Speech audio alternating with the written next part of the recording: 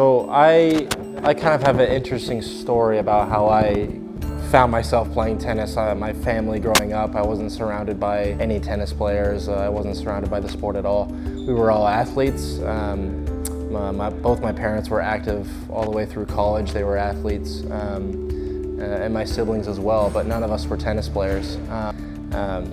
It certainly fueled my fire to be a part of something someday and be a part of a team, a sport, anything I could find. And it got to a point where I was begging my parents to find me some sport, league, anything, a team I could be a part of. And we stumbled upon a flyer in a church that we were going to at the time. And they brought it back, and it had an advertisement for a wheelchair tennis exhibition. Well, it was an adaptive sports clinic at one of our local high schools in the area, and wheelchair tennis was a part of it.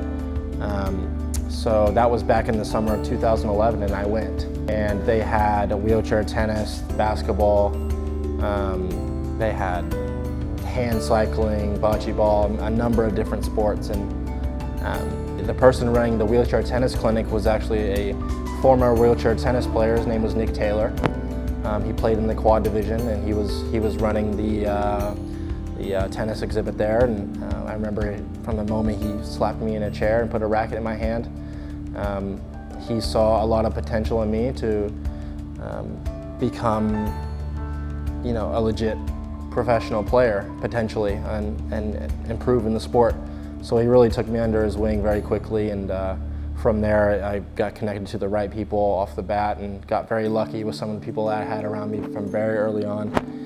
And off I went. I started playing in local groups in my area with a couple of old guys that were past their prime, but they were still bopping a ball around the court, and played with them a couple times a week, and got connected with a former coach of Nick's, and just started playing more and more and more, and eventually found myself on a junior national team. And from there I was playing internationally, and now we're here today. It certainly feels like whenever I see myself in those moments and I gain another opportunity to be among the world's best, it certainly feels like all my hard work is paying off in that moment, and I have another opportunity to prove that I belong in the elite group of wheelchair tennis. And it's super humbling, and I'm so proud of some of the things that I've achieved, and I know there's a lot more to achieve. And I look up to all the guys that I'm surrounded by.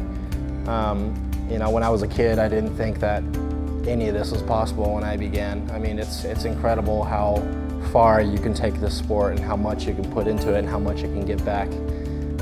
And it's even more incredible to see how far it can go. So, I mean, it's something that I'm the most proud of about myself, is that I can consider myself to be a part of that elite group, to play in those big stages and on TV. And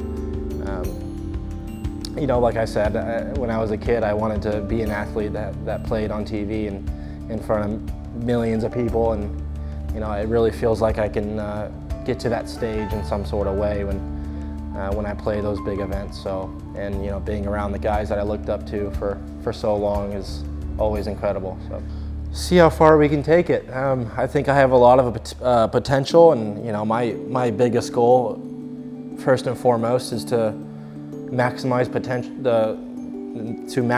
my own potential, and really see how far I can take the sport and American wheelchair tennis.